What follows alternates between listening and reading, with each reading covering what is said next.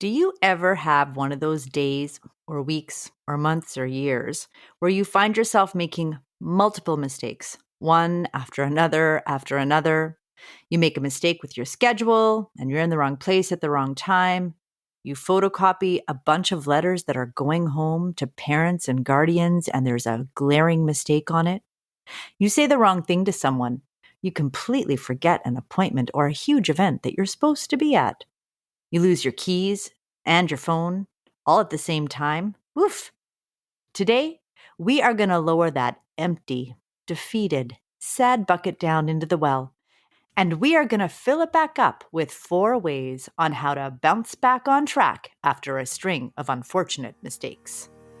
Hi, welcome to the Edgewell Podcast, a show created for, by, and with teachers. I'm Alex. And I'm Chelsea. With over 30 years of combined teaching experience, our goal is to share insights and connect with fellow educators on how to thrive both personally and professionally.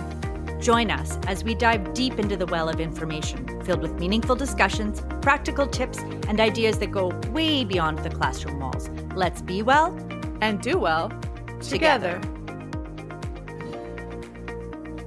Well, I have to say, making strings of mistakes is something that happens to me more times than I would like to admit. There was a day where I realized in the middle of the afternoon while I was teaching a class that my phone was not in the pocket of my bag where I usually put it, and I didn't know where I had left it in the school. Now, I was flustered and I really wanted to go look for that, but I couldn't because I had to teach for the rest of the afternoon, of course. And luckily, the vice principal had helped me use Find My iPhone, and it turned out I had thrown it in the garbage can at lunch along with my napkins. Chelsea, that is a very, very expensive mistake that you just illustrated so beautifully. And I'm so glad that you leaned on someone who had some tools to be able to help you out. I would be lying to you right now if I didn't tell you that I have on so many occasions either lost my keys or lost my phone. And it really takes a lot of time out of your day, but also creates a lot of stress. And there's a flusteredness to it that kind of can throw your entire day off and makes you prone to make more mistakes. And really quick, one thing about being a teacher and making mistakes, Chelsea, is that if you are working in an office in a cubicle and you made a mistake, you might know it, your direct supervisor might know it. And one thing about our position is that we make a mistake and we have a pretty big audience of people who are noticing our mistakes, or possibly, oh, thank you so very much, calling us out on our mistakes, our errors. And there's also a lot of people that you're accountable to who receive information from you. And there's so many things that you're holding in your mind at once that I think being a teacher, the job itself, opens you up to making more mistakes because you're doing many different things in one day and juggling so many different balls up in the air. Exactly. And what I find is that, you know how we talk about these phases, the phases of the cycle, the survival phase, especially the disillusionment phase. When we're in these really busy phases of the cycle, I find that there are full days where I make mistake after mistake after mistake. And that's usually because of overwhelm. I mean, I've done enough reflecting on it to know why I'm making those mistakes. And that's kind of why we're talking about this today. So I'll have those days where I'm forgetting my lunch, then I'm misreading an email, I'm mixing up someone's name, then I'm losing track of a lesson or losing, some pages that I need. I'm getting somewhere at the wrong time. And this one time I even blocked someone into a parking spot. And it was like 5 mistakes in one day where I found myself after going, what are you doing, Chelsea? And it makes me feel pretty bad about myself. Like I will get down on myself. And that's really something that I want to address today. We're going to talk about how this makes you feel, because I think it happens to a lot of us, and how we can prevent this and what we can do in going forward when these strings of mistakes happen to us. And they happen at work and they happen at home and they happen all at once. Yeah, I mean, let's get really real about this fact. If you are a human being, to err is very human. To err is human. And you are going to be hypersensitive, or I'm hypersensitive about my own string of errors. I'm not looking for everyone else's errors because I'm so caught up in all the mistakes that I make in the course of a day, week, or month. And the great thing about this episode is we're saying it, we're putting it out there, we're acknowledging it, but after a mistake or a string of mistakes, what are the next steps to kind of move forward and not continually think about, I don't know about you, Chelsea, but after I make those big mistakes over and over, in my head, when I get home, when I have my little pity party, which I do from time to time, I am thinking about what other people may think, that I had my phone in the garbage or that I, sent out the wrong date or whatnot. And it really does bother me. So it's nice to have some actionable steps aside from getting stuck into your own head. I'm a ruminator. Yes, me too. And it's something that I really have to work on, and I have worked on it, to take the time to acknowledge and accept it, which is the first thing that we do after we make these mistakes, and then give yourself that little pity party, but don't make it a long one, right? Set a timer if you need to, but don't let that pity party drag on, because then you're just going to keep getting down and down and down on yourself. Here's an area where we do need to practice that self compassion. We've talked about mistakes being part of being human, and we've talked about being kind to ourselves and allowing the space to reflect and to try not to place so much judgment on what we did, because it's all about moving forward after. I think with practicing self compassion, another angle that you could add on to that too is to really analyze, what's the worst thing that can or did happen because of this mistake. And in most cases, the consequences really aren't lifelong impact, which is a relief, right? Those are really big errors if the impact is a continual kind of impact on your life. I would suggest most mistakes that we make throughout the day are ones that, we're not even remembering over time. They kind of fizzle out. Sure. When we talk about these mistakes, we're talking about these mistakes that we can go back and we can fix and that we can just carry on from. I know there are different types of mistakes, but we have to treat ourselves with compassion like we would treat someone else. And yes, look into your crystal ball. Ask yourself, is it going to matter tomorrow? Is it going to matter in 5 days? Is it going to matter in 5 months? Exactly, Chelsea. And that approach has really helped me personally with perspective taking. Another thing that's helped me is that I have very compassionate people who I work with. And I have mentors in my life who have provided me a level of flexibility to be able to make mistakes within my life, my career, and to help me to grow from them. I have an example of this from this summer. I was working with a colleague who is a very strong woman who is a mentor, and I made an error, and the error did have a level of consequences. And one of the main things was that I don't like my errors to impact other people. I'm fine suffering the wrath of my own self-thinking and my own errors, but I don't like it when a mistake that I make may impact someone else, let's say. And this person looked at me and kind of said, "Oh, I make mistakes all the time." And really, I think of her as someone who's so solid and always has the right answer and very rarely would make an error. And if she does, she's able to adjust right away. That she kind of humanized herself in that moment. It really just took a level of pressure off of me. And it also put a level of positive pressure on me. I wanted to do better because in her conversation with me, her belief in my ability to do better, fix the error, grow from it, gave me this confidence and this gift. It was a gift. And I'm so grateful. And if you have people in your life who are like that and who are generous and compassionate and generous with time with you to hear you out, to listen and to challenge you and to level themselves a little bit with you and be human, keep them close and make sure that you talk to those people when you have those moments, Chelsea, where you go home after you've had a string of horrible mistakes that you can talk Yes. to.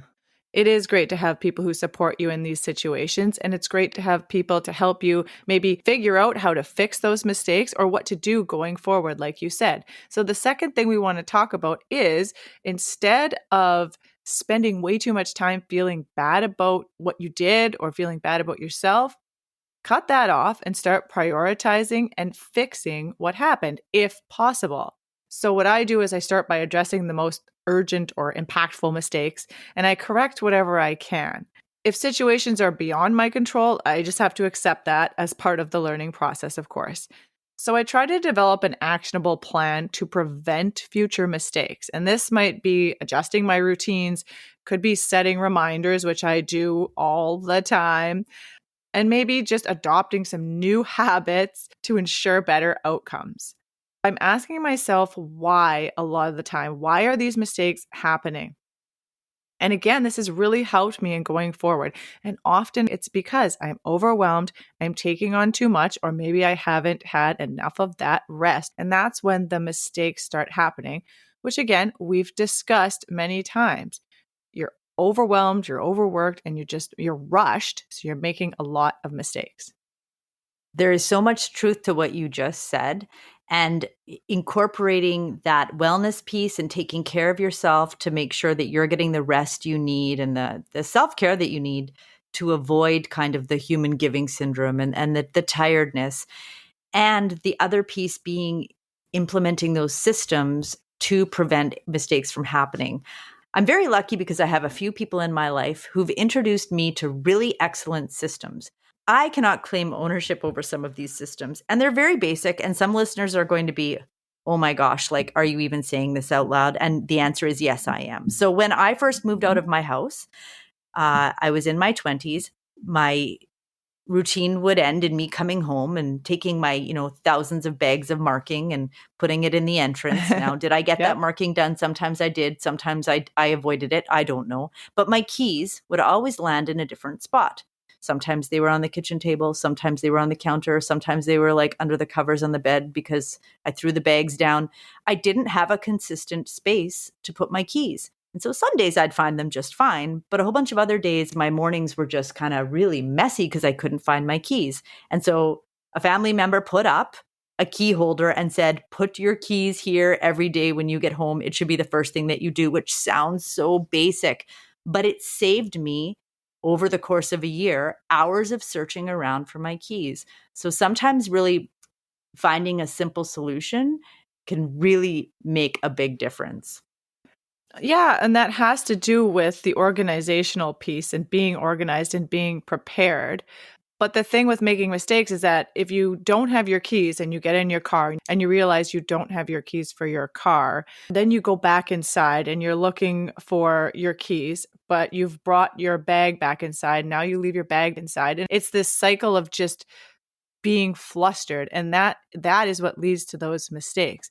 So we are talking about putting new habits in place to prevent mistakes, and all of that is connected to organization, right, and being prepared. So what we need to recognize is that we can't change the past. We can't change those mistakes that we made unless we've gone back and corrected them and done some work to do that. But we can definitely design the future. And I really kind of like that line. I say that to myself a lot. It's like, hey, let that go and make some changes going forward. Yeah, how can we do things differently to prevent that mistake from happening? And I think that also takes some time and space. Like when you're going through all of these motions, you're not thinking, I'm home now. Now I put my keys onto my key holder. You kind of have to step back and think, what are the stressful points in my day? What moments am I losing things consistently? What are the times in a day where I'm sending an email and I'm making a few grammatical errors and I'm looking and rereading that email and I'm like, oh my goodness. It's taking that time to almost look at it with a bird's eye view and then making small changes. And kind of once you develop that first habit and you've stopped doing that minor mistake, you pick another one and you keep on building from there. And yeah, you are designing your life and it's never going to stop. You're going to end up making other mistakes but you can design things differently so that you don't experience the same stress because of mistakes. Exactly. And if you are feeling stuck on how to move forward or what to do next, well, we're going to do what both of us always do, and that is seek feedback and seek some support. It is so helpful. I know I have found reaching out to our colleagues, any mentors, friends, people in your family, people who can give you a fresh perspective on how to identify solutions that you wouldn't have even thought of. I have had so much help from other people and just figuring out how to move forward, how to prevent things, and even what to do when I do make mistakes that I have to fix and I have no idea what to do after. I was just talking to a colleague the other day who listened to our morning routine exercise. And at one point, I had said, There are listeners listening who are going to be like, I don't need this. I said that because I'm acknowledging that for some people, this is really easy.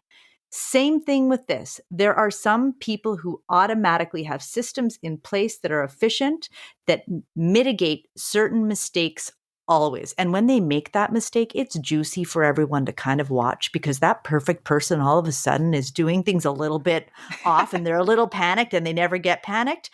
So I would suggest, and I've started doing this because I'm starting to lean. I just say, what do you do in the morning that works for you? That's for a morning routine. But for like systems throughout the day, what are your top 3 systems that you put into play that help to keep you calm and organized?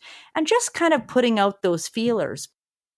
And you'll get some ideas that you'll be like, oh God, I'm never doing that. And then you'll get some other ones that you're like, wow, that is just like you said at the staff room table, so easy, so natural. And you can start trying to do that. And for some people, once again, especially this one colleague of ours, listening to this is not something that they have to put thought into because the level of mistakes that they make are lighter than the amount of mistakes that I make. I make a lot of mistakes, Chelsea. In certain areas, sure. But I'm Okay, sure that that person might make more mistakes in one area than you do. that's true. I guess you want to know what I'm valuing right now? I'm valuing what I don't have. And something that I have to work at. I have it, but I have to really work hard at, and that's organization, right? But there are other ways that we make mistakes. So, the last piece of it, when we've kind of woven this into our entire episode, is to reframe your mindset.